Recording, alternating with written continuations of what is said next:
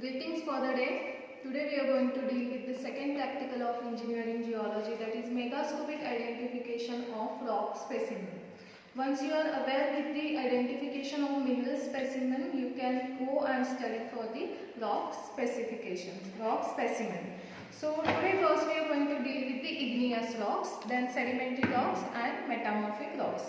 So again as similar to the what are rocks? First is the rocks. What are rocks? So rocks are the nothing but combination of minerals. When we have two or more minerals together, then we call it as a rock. And that's why we cannot define the actual. So first property we are going to study, that is color. So color is not easy to identify in the rocks because it is a combination of minerals. So it may show you the combination of colors, but maximum color which we can see, that we have to write. For this example, it shows the flesh red color, and this we call it as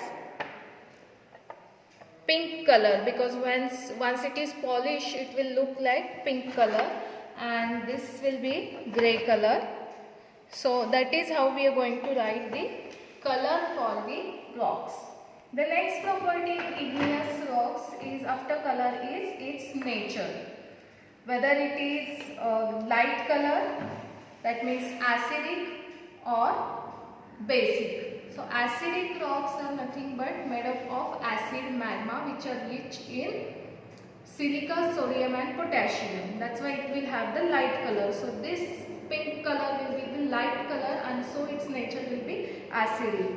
Whether this black color rock will be basic nature, that means it is rich in magnesium. It is made up of basic magma and it is rich in Fe, that is ferrous, Mg and calcium. That's why it is dark color and basic in nature. So for igneous rock only we are going to write acidic or basic nature for these rocks. Next it will come as the chemical composition. In igneous rocks we are going to write the chemical composition in two ways, that is essential minerals and accessory minerals. So essential mineral means it has to be there in that rock because that combination of those minerals only will make this rock as this particular rock. For example, I will take two specimens or two samples, that is I am taking the granite rose hydra. It is a combination of orthoclase, feldspar, quartz, and so orthoclase, feldspar and quartz will be the essential minerals for the granite.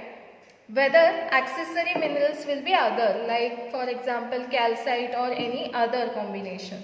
Similarly, if I take the grey granite, so grey granite will be replaced with plagioclase, feldspar and white quartz. So these are the essential minerals for granite, and accessory minerals will be, like you can see the shining part, that can be mica, that can be any augite or any other minerals. So that is in the accessory form, that means not in much count or is very less in amount. So this is how we are going to write about the mineral composition as essential minerals and accessory minerals for the igneous rocks. So next property is we have to write about the texture and structure of the igneous rocks. So in igneous rock, fine grain, medium grain and coarse grain. For example, how to identify the fine grain minerals? For example, this granite sample, we cannot distinguish individual grain in this sample. So it is fine grain which we cannot distinguish. But the other mineral here we can see that we can see a smaller grains in this. So this is to be considered as medium grain, and here we can see the combination of larger crystals as well as the fine grain crystals. So we have to write it as coarse grain texture. So texture and structure is written combinedly because some of the rock specimen will show the structure and not every rock sample will show you the structure. So for example, this sample is basalt sample and you can see the holes in this sample. So this is the vesicular structure of basalt. Vesicular structure is when magma releases, when it reacts in the atmosphere. When magma comes out on the earth's surface, we call it as lava. So when the lava releases, it releases the air bubbles, and so these vesicles are created, and that's why it is called as vesicular structure.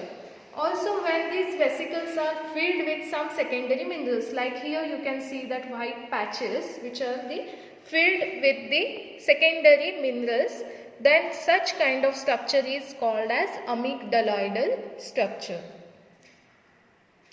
So this is how we define the texture and structure for the igneous rock. Another important structure in igneous rock is porphyritic structure. Porphyritic structure is when larger crystals are engraved into a fine grained matrix.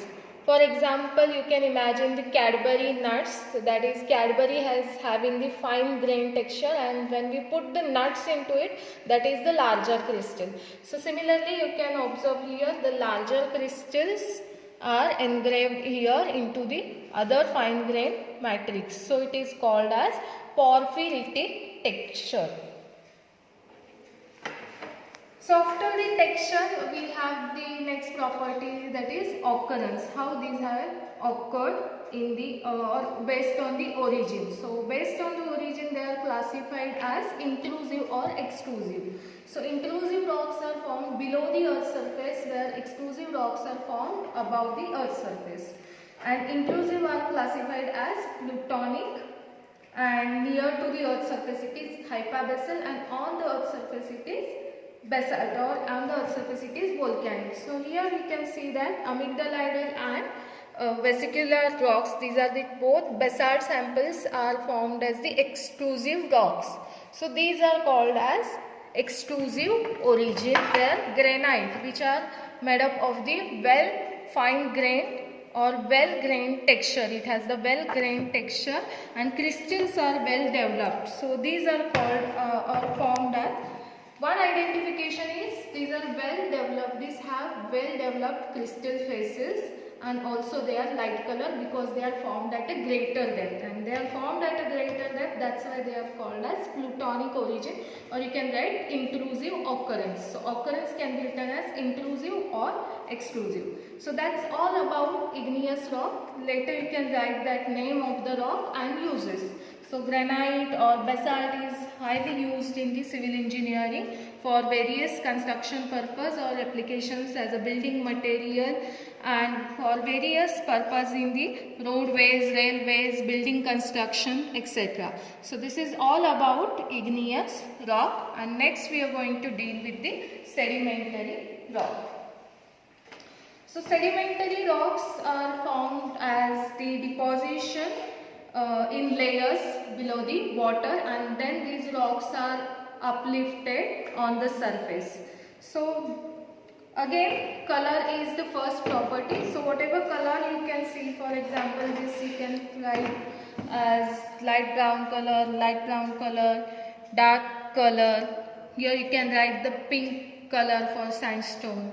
So this is how you should write about the color of this sample. Okay, so as we had written nature in igneous rock, here we do not have to write any specific nature for the sedimentary rocks, but sedimentary rocks directly we should write about the chemical composition. So again, this sedimentary rocks chemical composition we need to write. For example, if it is a sandstone, it is made up of quartz, feldspar and other secondary minerals. So we need to write overall mineral composition for the sedimentary rocks instead of essential and accessory. Then we are going to next study about the texture and structure of the sedimentary rocks.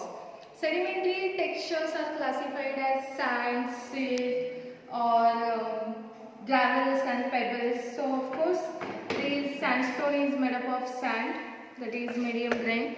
Shale is made up of very fine grain where we cannot define the grains.